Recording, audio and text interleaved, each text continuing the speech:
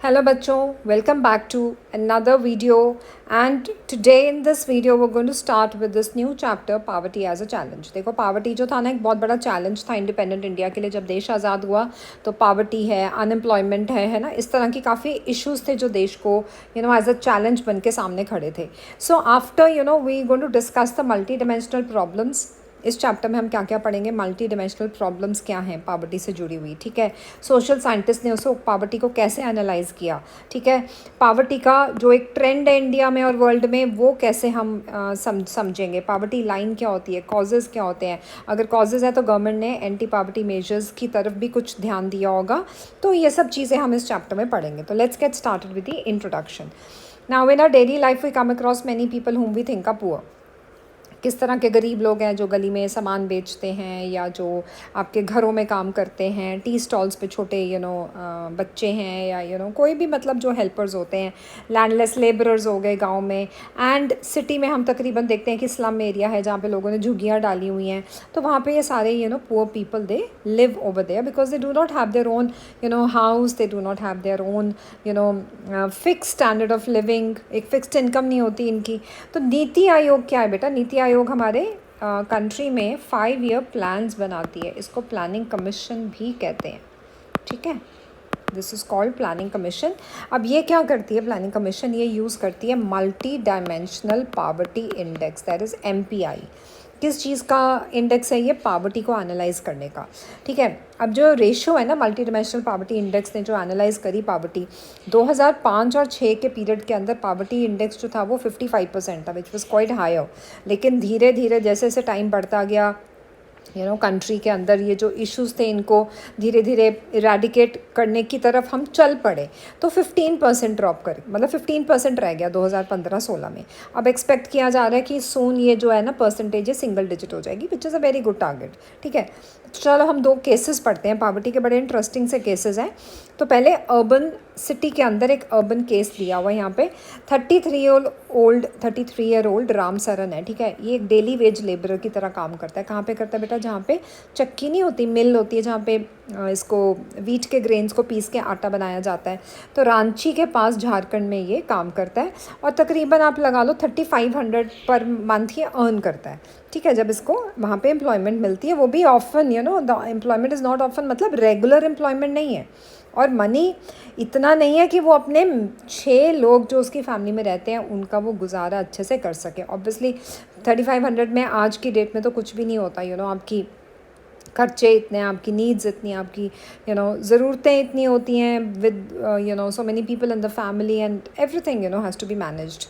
तो उसकी वाइफ है, ठीक है, 4 बच्चे हैं, उनकी एज है 12 साल से 6 महीने के बीच में, मतलब बहुत ही छोटे हैं अभी बच्चे। और दूसरा उसके ऊपर और एक और जो रिस्पॉन्सिबिलिटी क्या है कि उसको अपने ओल्ड पेरेंट्स जो कि एक गांव में रहते हैं रामगढ़ के पास, उनको भी पैसा भेजना होता है हर महीने। अब उसके जो फादर हैं वो एक लैंडलेस लेबरर है, ठीक है। उसका जो भाई है वो रहता है हज़ारीबाग में। अब ये भी राम सरन के ऊपर डिपेंड करता है अपनी ज़िंदगी, अपना गुजारा करने के लिए। अब राम सरन क्योंकि अर्बन एरिया में रह रहा है, एक सिटी के अंदर रह रहा है, तो इसने एक कमरा किराए पे लिया हुआ है, ठीक है। क्राउडेड सी बस्ती है बिल्कुल शहर के बाहर बाहर। अब वो टेम्परेरी शैक है, टेम्परेरी शैक मतलब it's not a permanent structure where he is living. जैसे ये लोग वो नहीं टेंट वगैरह लगा के रहते हैं, या जैसे एक सिंपल सा वो तरपाल डाल लेते हैं, ठीक है। तो बस अपने एक टेम्परेरी शेल्ट उसने ब्रिक्स एंड क्ले टाइल्स का बनाया हुआ है, वहाँ रहता है। और इसकी वाइफ जो है ना संता देवी, ये एक पार्ट टाइम मेड की तरह काम करती है, जैसे घरों में हमारे मेड्स काम करने आती हैं, ठीक है। और 1500 के करीब ये कमा लेती है। अब ये मतलब इतना तो ये कर लेते हैं दोनों मिलके हस्बैंड वाइफ की दिन के 2 वक्त का जो मील है ना, जो खाना इनको मिल सके, दैट इज़ दाल चावल। लेकिन इतना भी नहीं होता कि सबके लिए वो इनफ हो। अब घर में 6 लोग हैं, रिस्पॉन्सिबिलिटी पेरेंट्स की भी है, ब्रदर की भी है, तो इतना अच्छे से गुजारा नहीं हो पाता। बट ये है कि 2 वक्त की रोटी इनको मिल जाती है। अच्छा, अब राम सरन का जो एल्डर सन है ना, he works as a helper in a tea shop. जैसे मैंने आपको बताया ना, टी शॉप में बच्चे जो होते हैं वो एज अ हेल्पर की तरह काम करते हैं। तो वो अपनी फैमिली इनकम को सप्लीमेंट कर रहा है, सपोर्ट कर रहा है, तो 700 रुपया कमाता है। 10 साल की बेटी है। अब ये क्या करती है, ये स्कूल तो जाती है लेकिन उसके साथ साथ जो उसके छोटे भाई बहन हैं उनका भी ध्यान रखती है। And they have only 2 pairs of hand me down clothes each, मतलब 2 ही जोड़ी कपड़े हैं, एक धोते हैं एक डालते हैं, एक धोते हैं एक डालते हैं, ठीक है। और नए तो तब आते हैं जब ओल्ड क्लोथ्स बिल्कुल पेरिश हो जाएं, जब बिल्कुल कहते हैं ना वो लीरे लीरे हो जाती है ना, अनवियरेबल कंडीशन में आ जाते हैं, तब ये लोग नया कपड़ा अफोर्ड कर पाते हैं या किसी से जैसे इनको मिल जाता है। और शूज़ क्या है, वो तो एक लग्जरी है, मतलब वो तो इनके लिए एक ड्रीम, एक सपना ही है कि जैसे इनकी नेसेसिटी तो नहीं है, दैट्स अ लग्जरी। और जो यंगर वन है जो स्कूल जाती है, क्योंकि मिड डे मील स्कीम आपको पता है 2001 से स्टार्ट हुई हुई है तमिलनाडु में, तो तब से लेके अब तक सभी स्कूल्स में मिड डे मील स्कीम चलती है। तो वो दाल राइस स्कूल में सर्व होता है, तो वो वहाँ पे उसको बहुत रेलिश करती है। ठीक है, तो ये एक स्टोरी हमने स्टडी करी है राम सरन की, जो कि एक अर्बन सिटी के अंदर रहता है। ठीक है, and he works as a labourer. अब बात आती है रूरल केस की। यहाँ पे मैंने आपको ये पिक्चर अभी तभी मैंने स्क्रॉल किया था ये नीचे दिखाने के लिए कि एक लाखा सिंह की स्टोरी है जो कि गांव में रहता है। ठीक है, अब let's hear about what he has to say. Lakha Singh belong करता है यूपी के पास मेरठ है। ठीक है, वहाँ पे एक छोटा सा गांव है मेरठ के पास, वहाँ रहता है। इसकी फैमिली का खुद का कोई लैंड नहीं है, तो ऑब्वियसली ये बड़े बड़े फार्मर्स के ऊपर जो उनके जो लैंड्स होते हैं उनके ऊपर ये काम करते हैं। अब वर्क जो है वो इरेटिक है, मतलब इरेगुलर है, और इनकम भी इरेगुलर है, कभी काम है तो कभी नहीं है। अब दिन का इसको क्या मिलता है, इतना मेहनत करता है और सिर्फ 200 रुपया कमा पाता है दिन का। But often it is in kind. Kind का मतलब क्या होता है कि कोई चीज़ दे देता है उसका, जैसे लैंडलॉर्ड है ना, हो सकता है अनाज दे दिया उसको या चावल दे दिए। ठीक है, अब इसमें दिया हुआ ना कि कुछ उसको किलोग्राम वीट दे दी या दाल दे दी या वेजिटेबल्स दे। ठीक है, अब लाखा की भी क्या है बेटा, फैमिली में 6 मेंबर्स हैं। ठीक है, and they are barely able to manage 2 square of meals a day, मतलब हार्डली 2 वक्त की रोटी कमा पाते हैं। लाखा कहाँ रहता है, एक कच्चा हट में रहता है, विलेज के बाहर आउटस्कर्ट में, उसको झोंपड़ी सी मिली हुई है, वहाँ पे अपना ये अपनी फैमिली के साथ रहता है। पूरी दिन इसकी फैमिली क्या करती है, फॉडर चॉप करती है, खेतों में जाके फायरवुड कलेक्ट करती है, फील्ड्स वगैरह जहाँ भी आसपास जंगल हैं। ठीक है, अब इसके जो फादर हैं देखो उनको कितनी प्रॉब्लम है, ट्यूबरक्लोसिस के पेशेंट हैं थे। ठीक है, वो पास 2 years ago due to lack of medication. अब इतने पैसे ही नहीं थे कि वो हेल्थ केयर फैसिलिटीज़ अवेल कर पाता अपने फादर के लिए। मदर है, उसको भी अब सेम बीमारी है, उसकी भी लाइफ जो है वो स्लोली एबिंग मतलब वो भी किनारे वैसे ही जा रही है जैसे उसके फादर गए थे। विलेज में एक प्राइमरी स्कूल तो है, लेकिन Lakha never went there, but he is happy to find his children going to school. चलो वो प्राइमरी स्कूल है, गवर्नमेंट के द्वारा खोला गया है, तो गवर्नमेंट की जो आपको पता है फीस होती है वो बहुत मिनिमल होती है, फ्री होती है एक तरह से। ठीक है, तो उसको अच्छा लगता है कि चलो उसके बच्चे तो एटलीस्ट स्कूल पढ़ रहे हैं, मैं नहीं गया तो मेरे बच्चों को तो एजुकेशन मिलनी चाहिए। And new clothes happen once in a few years, so that is just a luxury for them. Soap हो गया, तेल हो गया, ये सब तो वाकई इनकी फैमिली के लिए लग्जरी हैं। अब हमने ये जो स्टडी किए ना केसेस ऊपर पॉवर्टी के, इनके केसेस से हमने क्या फाइंड आउट किया कि कौन कौन से इश्यूज़ हैं जो पॉवर्टी से जुड़े हुए हैं। एक तो लैंडलेसनेस, जिनके पास ज़मीन नहीं है ऑब्वियसली वो एक लैंडलॉर्ड के लैंड पे काम करेंगे as a rented labour. Unemployment, कभी काम है कभी नहीं है, मतलब it's not a fixed income. Size of the family is obviously we have seen it's a bigger size, because they are uneducated, they are unaware, वो फैमिली प्लानिंग कैसे करनी है, और अपने परिवार में अगर कम लोग होंगे तो उनका गुजारा अच्छे से हो पाएगा, एजुकेशन, हेल्थ, ये सब इनको नहीं इतना पता। ठीक है, लिटरेसी लेवल, पढ़े लिखे नहीं है तो ऑब्वियसली अवेयरनेस कहाँ से आएगी। अगर पढ़े लिखे नहीं है, अवेयरनेस नहीं है, तो ऑब्वियसली इफेक्ट किस पे पड़ेगा, बच्चों की हेल्थ पे, खुद की हेल्थ पे। ठीक है, एंड हेल्पलेसनेस, मजबूरी है, लाचारी है, जो सिचुएशन है उसी में उनको जीना है और उसी में उनको गुजारा करना है। So these are various issues that are related to poverty.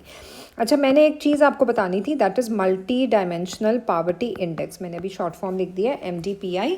अब ये मल्टी डायमेंशनल पॉवर्टी इंडेक्स क्या चीज़ है, मतलब ये किस चीज़ को लेके पॉवर्टी जो है, देखो हम पॉवर्टी की बात करते हैं तो हमारे दिमाग में ये आता है कि अच्छा इसके पास पैसे कम होंगे इसलिए ये गरीब है।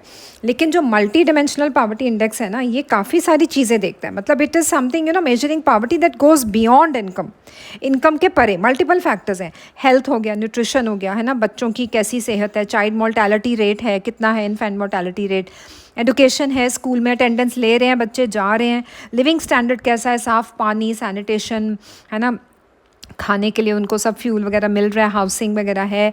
ठीक है, उसके बाद अब ट्रेडिशनल पॉवर्टी क्या होती थी ना बेटा, पहले इनकम के बेसिस पे असेस किया जाता था कि लोगों को ये देखना है कि लोग कितना, तो ट्रेडिशनल पॉवर्टी मेजर्स ना सिर्फ एक इनकम को इनकम के थ्रू एनालाइज करती थी पॉवर्टी। ठीक है, लेकिन लोग और भी तो तरह से गरीब हो सकते हैं, जैसे अनएडुकेटेड हो गए, माल नरिश हो गए, बेसिक सर्विसेज नहीं है उनके पास, है ना। तो मल्टी डायमेंशनल पॉवर्टी बेसिकली हमें एक बहुत बड़ी पिक्चर दिखाती है। जिसमें कि किस तरह की तकलीफ़ें लोगों को फेस करनी पड़ रही है और कैसे गवर्नमेंट एंड अदर ऑर्गेनाइजेशंस इनको टारगेट कर रही हैं कि इनको हम किस तरह से इन कंडीशन से बाहर निकालें और इनकी डेवलपमेंट कर सकें। ठीक है, तो ये मल्टी डिमेंशनल पॉवर्टी इंडेक्स को समझना बहुत ज़रूरी था। आई थिंक मैंने शायद सोचा था एक्सप्लेन करना, बट मे बी प्रॉबेबली वो चैप्टर पढ़ाने में मैं मेरे दिमाग से स्किप कर गया। तो आई होप आपको ये क्लियर हो गया होगा। ठीक है, तो चलो अब इनको आगे स्टडी करते हैं।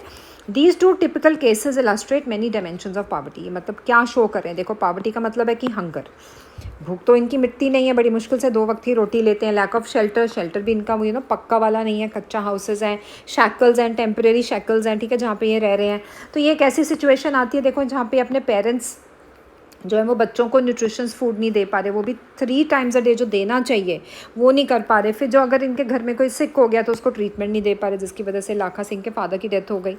पावर्टी का मतलब है कि इनको क्लीन वाटर भी नहीं मिल रहा, सैनिटेशन फैसिलिटीज़ भी नहीं मिल रही, रेगुलर जॉब तो है ही नहीं, कभी जॉब है कभी नहीं है, सीजनल, खासतौर से एग्रीकल्चर सेक्टर में वैसी सीजनल जॉब्स होती हैं, एंड मिनिमम वेजेस भी जितने मिलने चाहिए उससे कम मिलते हैं। ठीक है, लिविंग है इनकी जिस तरह से गुजारा कर रहे हैं, लेकिन एक मजबूरी लाचारी के साथ। So poor people are in a situation in which they are ill treated at almost every place.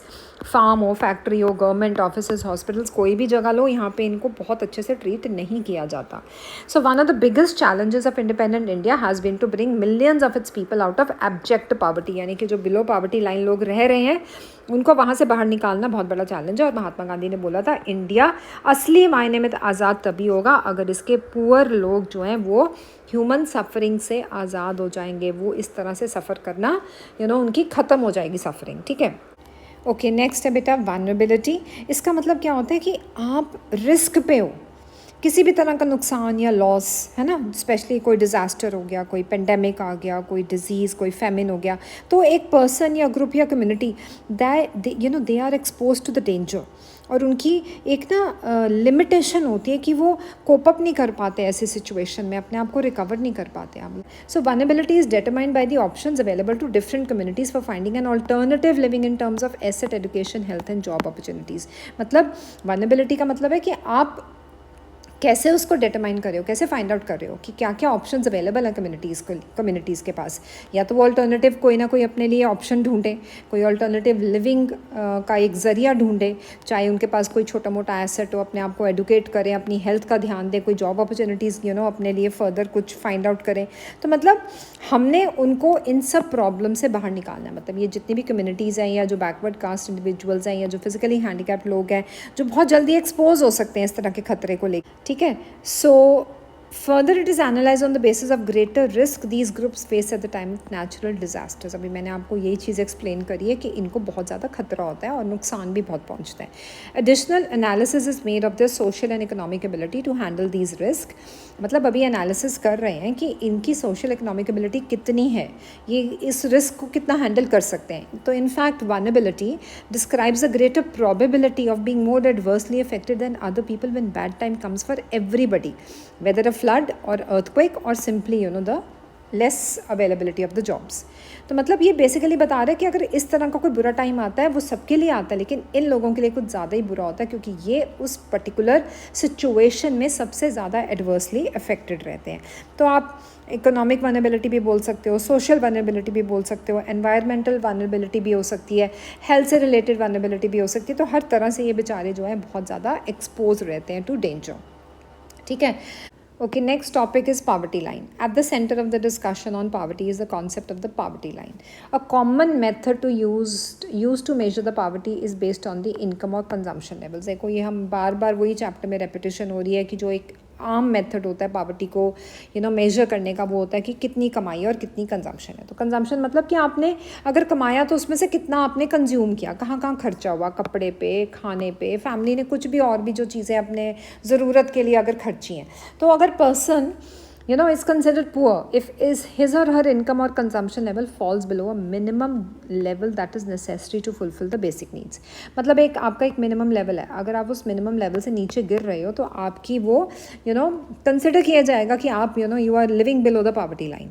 तो क्या ज़रूरत है आपको, क्या ज़रूरतें हैं आपकी to basically satisfy your needs, and that depends on different countries. वो डिफ़र करेगी, हर कंट्री की एक जैसी ज़रूरतें नहीं होती। इवन पॉवर्टी लाइन भी वेरी कर सकती है टाइम एंड प्लेस के साथ। हर कंट्री ने एक इमेजिनरी लाइन यूज़ करी ठीक है, जिसको वो कंसिडर करते हैं कि ये उनके लिए एग्जिस्टिंग लेवल ऑफ डेवलपमेंट को एनालाइज करने में हेल्प करेगी, तो उसी से वो अपने मिनिमम सोशल नॉर्म्स भी एक्सेप्ट करते हैं। फॉर एग्जांपल अगर देखो, अगर किसी इंसान के पास कार नहीं है यूएस के अंदर, तो उसको गरीब समझा जाता है, और इंडिया में कार ओन करना एक लग्जरी है। तो हर कंट्री के अपने अपने पैरामीटर्स होते हैं।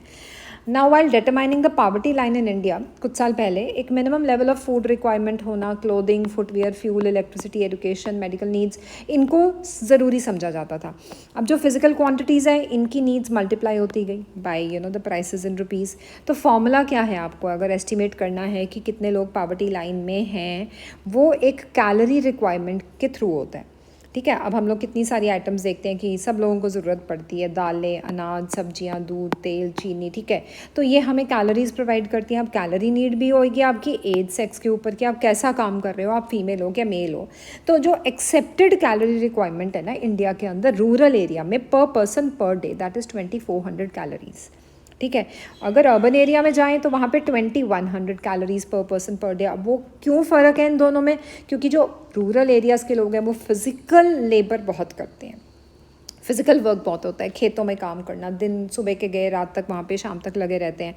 So that is why calorie requirement इनकी रूरल एरियाज़ में हायर होती है in comparison to urban area. The bare monetary expenditure per capita needed for buying these calorie requirements in terms of food grains and reported by families has been considered as poverty line। अब इसका मतलब क्या है कि जो least amount of money हमें चाहिए ना per person, that refers to the nutritional requirement. Calorie requirement मतलब कि उसकी न्यूट्रिशनल रिक्वायरमेंट कितनी है, कितना उसको पैसा चाहिए एक इंसान को, मिनिमम कितनी रिक्वायरमेंट है, और एक्चुअल कंजम्पशन कितनी है उसकी फैमिली की, ये भी देखना ज़रूरी होता है। प्लस मिनिमम इनकम लेवल कितना है, जो कि हमें लगता है कि that is adequate in a particular country. तो इसको रिवाइज़ किया जाता है, जैसे जैसे प्राइस राइज करता है वैसे वैसे ये वाला जो एक मिनिमम इनकम लेवल है इसको भी रिवाइज कर दिया जाता है।